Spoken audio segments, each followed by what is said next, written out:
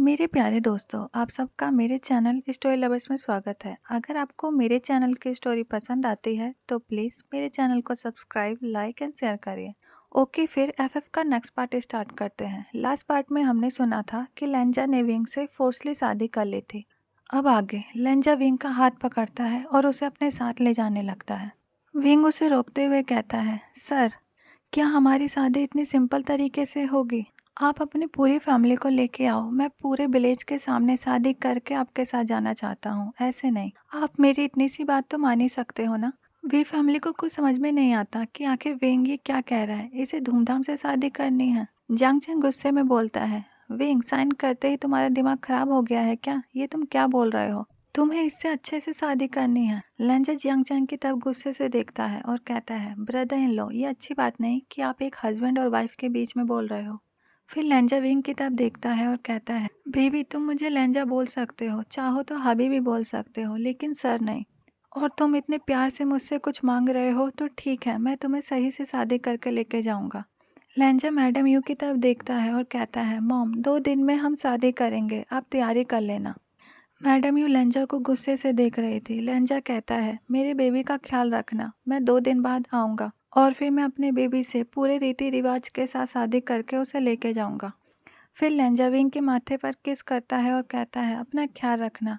ऐसा कहकर लेंजा अपने आदमियों के साथ चला जाता है। जैसे ही लेंजा और उसके आदमी चले जाते हैं, जियांगचंग विंग के पास आता है और गुस्से में कहता है, विंग, ये क्या था? तुम्हें उस साइको से धूमधाम से शादी करनी है? तुम पागल हो गए हो क्या? यानली जियांगचंग के पास आती है और उसके कंधे पे हाथ रखते हुए कहती है, पहले तुम अपना गुस्सा शांत करो और विंग को एक्सप्लेन करने दो उसने ऐसा क्यों कहा। मिस्टर वी और मिसेस बी भी इंतजार कर रहे थे कि विंग एक्सप्लेन करे। विंग कहता है, ब्रदर, पहले आप शांत हो जाओ। आपको क्या लगता है मैं उस साइको से धूमधाम से शादी करना चाहता हूँ? नहीं ब्रदर, ऐसा नहीं है। मुझे तो बस टाइम चाहिए था कि मैं इस मुसीबत से बाहर निकलने का कोई आइडिया सोच सकूं। वी फैमिली राहत भरी सांस लेती है और फिर मैडम यू कहती है, इसमें सोचना क्या, हम आज ही इस विलेज को छोड़कर चले जाएंगे। उस साइको को कुछ पता नहीं चलेगा कि हम कहाँ गए, वो हमें कभी नहीं ढूंढ पाएगा। मैडम यू की बात सबको सही लगती है और सब राजी हो जाते हैं। वी फैमिली अपना इम्पोर्टेंट सामान पैक करती है और रेडी होके घर से बाहर निकल जाती है। जैसे ही वी फैमिली अपने घर से निकलती है, लेंजा के फ़ोन पर कॉल आता है। लेंजा जैसे ही फ़ोन उठाता है, उधर से एक आदमी की आवाज़ आती है, सर, वी फैमिली अपना घर छोड़ के भाग रही है। जैसे ही लेंजा ये सुनता है, उसकी आंखें बहुत ज़्यादा डार्क हो जाती है और उस आदमी से कहता है, वी फैमिली का पीछा करो और उनके लोकेशन के बारे में मुझे इन्फॉर्म करते रहो। ऐसा कह के लेंजा फ़ोन काट देता है। अब लेंजा कहता है, ये तुमने अच्छा नहीं किया, तुमने मुझसे झूठ बोला। तुम्हें क्या लगा तुम मुझसे भाग पाओगे? तुम मुझसे भाग नहीं सकते। मैं तुम्हारा पीछा कभी नहीं छोड़ूंगा। तुम जहाँ जाओगे मुझे पाओगे, क्योंकि मैं तुम्हारी परछाई हूँ। चाहे तुम चाहो या ना चाहो, तुम्हें मेरे साथ रहना पड़ेगा अपनी पूरी ज़िंदगी। ऐसा कहकर लेंजा अपनी कार निकालता है और कार में बैठ के कार चला देता है। इधर भी फैमिली बहुत खुश थी। उन्हें लग रहा था कि उन्होंने साइको से पीछा छुड़ा लिया। वी फैमिली को बिल्कुल भी अंदाज़ा नहीं था कि लेंजा ने उनके पीछे अपने आदमी लगा रखे हैं। लेंजा को उनकी हर हरकत का पता था। इधर वी फैमिली को लग रहा था कि वो आज़ाद हो गए। उन्होंने साइको से अपना पीछा छुड़ा लिया, लेकिन उन्हें नहीं पता था कि लेंजा उनके पीछे पीछे आ रहा है। वी फैमिली बहुत खुश होकर हंस हंस के बात करते हुए जा रहे थे, तभी उनकी कार को बहुत सारी कार ने घेर लिया। वी फैमिली को कुछ समझ में नहीं आ रहा था कि आखिर इतनी सारी कार उन्हें क्यों घेर रखी है। वी फैमिली अपनी कार रोकती है और कार से बाहर निकलती है। उन सब कार से भी एक एक करके आदमी निकलने लगते हैं। लास्ट में एक बहुत ही एक्सपेंसिव कार से लेंजा बाहर निकलता है। जब वी फैमिली लेंजा को देखती है तो उनके माथे से पसीना निकलने लगता है। अब उन्हें डर लग रहा था कि अब उनका क्या होगा, ये साइको उनका क्या करेगा। इधर लेंजा एक इविल स्माइल करता हुआ वी फैमिली के पास आ जाता है।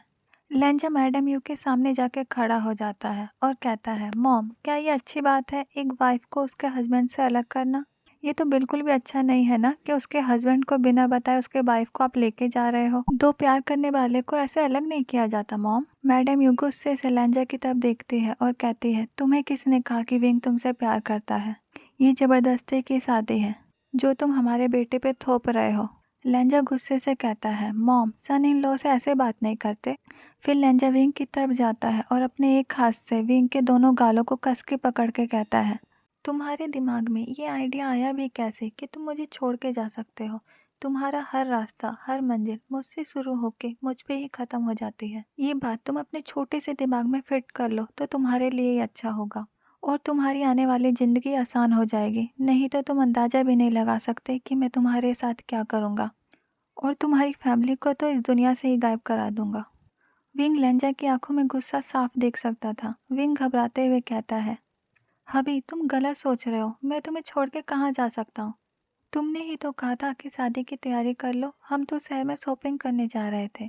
लेंजा को पता था कि विंग झूठ बोल रहा है, फिर भी लेंजा का दिल पिघल जाता है क्योंकि विंग ने पहली बार लेंजा को हबी कहा था। लेंजा अपनी पकड़ को ढीला कर देता है और कहता है, ठीक है अगर ऐसा है तो। लेकिन तुम्हें इतना पसीना क्यों आ रहा है? चलो कोई बात नहीं, तुम्हें शॉपिंग करने की कोई ज़रूरत नहीं है, सारी तैयारी मैं कर लूँगा। अब सारी वी फैमिली मेरे मेंशन चलेगी। हमारी शादी कल ही होगी। जियांग चैंग गुस्से में अपनी कार को मुक्का मारता है। लेंजा जियांग चैंग की तरफ देखता है और कहता है, ब्रदर इन लो, ये गुस्सा इस कार पर क्यों निकाल रहे हो? तुम्हें तो खुश होना चाहिए कि तुम्हारे ब्रदर को इतना अच्छा हस्बैंड मिला है। जियांग चैंग गुस्से में कहता है, तुम किस एंगल से अच्छे हो? तुम एक साइको हो जिसे अपने सिवा किसी और की कोई परवाह नहीं है। लेंजा गुस्से से अपनी गन जियांग चैंग के माथे पर पॉइंट कर देता है। विंग जब ये देखता है वो कहता है, हवी कल हम शादी करेंगे, प्लीज़ मेरी फैमिली को कुछ मत करना। लेंजा अपने आदमियों को इशारा करता है। लेंजा के आदमी वी फैमिली को ज़बरदस्ती कार में बैठा देते हैं। फिर लेंजा विंग का हाथ पकड़ता है और उसे अपनी कार में बैठा देता है। विंग पूरे रास्ते शांत था। उसे कोई आइडिया नहीं आ रहा था कि वो इस मुसीबत से कैसे बाहर निकले। लेंजा विंग से कहता है, बेबी मुझसे दूर भागने के बारे में सोचना बंद करो क्योंकि इसका कोई फ़ायदा नहीं है। कुछ समय बाद लेंजा के मेंशन में बहुत सारी कार रुकती हैं। वी फैमिली को ज़बरदस्ती मेंशन के अंदर ले जाया जाता है। जब मिस्टर और मिसिस लैन देखते हैं कि उनका बेटा वी फैमिली को फोर्सली यहाँ पर लेके आया है, मिस्टर लैन कहते हैं, लेंजा ये सब क्या है? तुम क्या करना चाहते हो? लेंजा अपनी डैड की तरफ देखता है और कहता है, जो आपको करना चाहिए था। मिस्टर लैन गुस्से में कहते हैं, तुम्हारा मतलब क्या है? मुझे लोगों को किडनैप करना चाहिए और उनकी मर्जी के बिना इस मेंशन में लाना चाहिए। लेंजा कहता है, किडनैप? मैंने किसका किडनैप किया? आप गलत समझ रहे हैं। ये मेरी वाइफ है और ये मेरी वाइफ की फैमिली है। मैंने किसी का किडनैप नहीं किया। मिस्टर और मिसेस वी लेंजा को बहुत ही गुस्से से देख रहे थे। मिस्टर लैन लेंजा को कहते हैं कि झूठ बोलना बंद करो। ये सिचुएशन साफ बता रही है कि तुमने किडनैप किया है या नहीं। लेंजा मैरिज सर्टिफिकेट निकाल के मिस्टर लैन के आगे रखते हुए कहता है, आप ही देख लो कि मैं सच कह रहा हूँ या झूठ। फिर लेंजा कहता है, क्या ये मेरी वाइफ नहीं है? मिस्टर लैन जब सर्टिफिकेट उठा के पढ़ते हैं तो उन्हें कुछ समझ में नहीं आता कि ये कब हुआ और उन्हें इस बारे में कुछ क्यों नहीं पता। मिस्टर लैन अपनी वाइफ की तरफ देखते हैं जैसे उनसे पूछना चाह रहे हो कि क्या तुम जानते हो इस बारे में। मिसिस लैन अपनी गर्दन हिला के मना करती है कि उन्हें भी इस बारे में कुछ नहीं पता कि ये सब कब हुआ। लेंजा अपने मॉम डैड से कहता है कि आपको तो खुश होना चाहिए। आप तो हमेशा कहते थे कि शादी कर लो, शादी कर लो। देखो मैं शादी करके आ गया और आप दोनों ऐसे सरप्राइज लुक दे रहे हो जैसे मैंने कोई गलती कर दी हो। मैडम ये चिल्ला के कहती है कि तुम्हारे बेटे ने हमारे बेटे से गन पॉइंट पे शादी करी है और ये हमें फोर्सली यहाँ पे लेके आया है। मिस्टर लैन को बहुत ही गुस्सा आता है और गुस्से में वो लेंजा को एक चाटा मार देते हैं।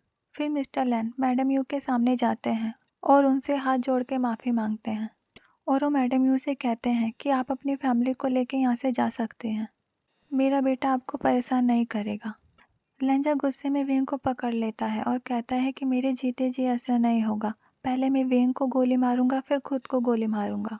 लेंजा कहता है कि अगर हम जीते जी एक साथ नहीं हो सके तो मरने के बाद एक साथ हो जाएंगे, लेकिन मैं तुम्हारा पीछा नहीं छोड़ूंगा। मिस्टर लैन गुस्से में कहते हैं, लेंजा तुम ये क्या कर रहे हो? छोड़ो वेंग को। लेंजा अपने डैड से कहता है, कभी नहीं। लेंजा ट्रिगर दबाने वाला था लेकिन मिसिस लैन लेंजा को रोक लेती है और कहती है कि हम तुम्हारे मामले में नहीं बोलेंगे। फिर मिसिस लैन वी फैमिली के पास जाती है और उनके सामने हाथ जोड़ के कहती है कि हमें माफ़ कर दो, लेकिन हम प्रॉमिस करते हैं कि तुम्हारे बेटे को अपने बेटे से ज़्यादा प्यार करेंगे। ऐसा कह के मिसिस लैन अपने हस्बैंड का हाथ पकड़ के उन्हें कमरे में ले जाती है। मिस्टर लैन को बहुत ही गुस्सा आ रहा था। वो जैसे ही कमरे में जाते हैं अपनी वाइफ का हाथ झटक देते हैं और कहते हैं, तुमने देखा तुम्हारा बेटा पागल हो गया है। पहले उसे सिर्फ गुस्सा आता था लेकिन अब वो लोगों का किडनैप करने लगा है, उन्हें मारने की धमकी देने लगा है। मिसिस लैन अपने हस्बैंड को समझाने की कोशिश कर रही थी और उनके गुस्से को शांत करने की कोशिश कर रही थी। मिसिस लैन अपने हस्बैंड को समझाते हुए कहती है कि ऐसे भी तो उनकी शादी हो चुकी है, हमें इस शादी को एक मौका देना चाहिए, क्या पता हमारा बेटा सुधर जाए। मिस्टर लैन गुस्से में कहते हैं, तुम्हें सिर्फ अपना बेटा दिख रहा है, तुम्हें वो मासूम बच्चा नहीं दिख रहा जिसे ज़बरदस्ती लाया गया है और उसे अब पूरी ज़िंदगी उसके गुस्से को झेलना पड़ेगा। ऐसा कहकर मिस्टर लैन अपनी वाइफ को छोड़ के उस कमरे से चले जाते हैं। इधर लिविंग रूम में लैंजा अपने सर्वेंट्स को कहता है कि इन सबको इनके कमरे दिखा दो। नेक्स्ट मॉर्निंग पूरे मैंसन को बहुत ही अच्छे तरीके से सजाया जाता है और पूरे विलेज वालों को बुलाया जाता है। पूरे विलेज के सामने लैंजा और विंग की शादी होती है। पूरी शादी के समय विंग का चेहरा उतरा हुआ था और वी फैमिली की आंखों में आंसू थे, लेकिन लैंजा का चेहरा चमक रहा था। उसे जो चाहिए था उसे वो मिल गया था।